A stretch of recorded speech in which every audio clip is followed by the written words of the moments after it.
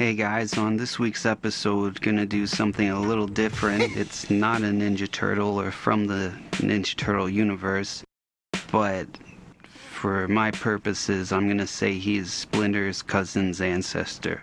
It's RatTrap from Beast Wars, from Transformers, so let's do it. First, I take a look at the box, and then I open the box. I take a look at the instructions. I throw them away because I think I won't need the instructions. I had trouble getting the gun out. I used some scissors. And now we take a look at them. If you're new here, I make them and make the video and do a play-by-play and then watch it with you, kinda. So now I try without the instructions, but there was no way. So I bring back the instructions.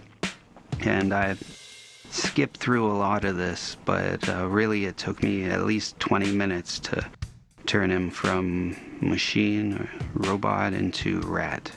Yeah, robot to rat. Then I did a quick cut there once I had to bring out the big magnifying glass to get her done. Now I'm giving him a quick thin clear coat just to help the black wash I'm going to put on him stick. And I do it thin so that he's still able to move around his joints and become a robot again. And so for the black wash, it's just black acrylic and water. It's probably, I don't know, 30% paint, 70% water at this point.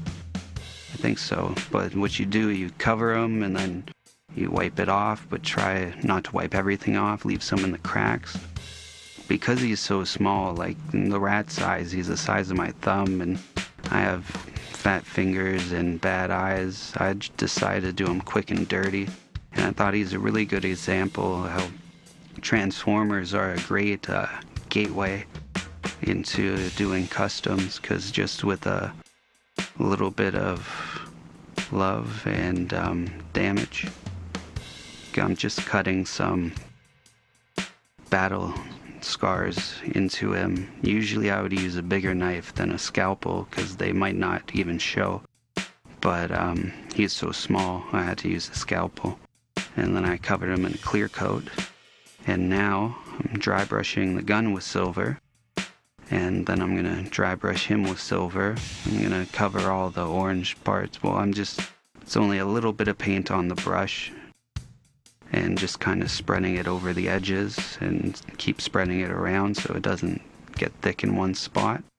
Then I use a toothpick and some black paint to go in the barrel of the gun so it looks like it's deeper than it is. I let that dry, and now I'm on to the black wash for the robot part of him, which he's gonna stay forever because I'm not gonna try and turn him into a rat again. That took too long, and I probably already threw away the instructions. Well, recycled them. They were paper.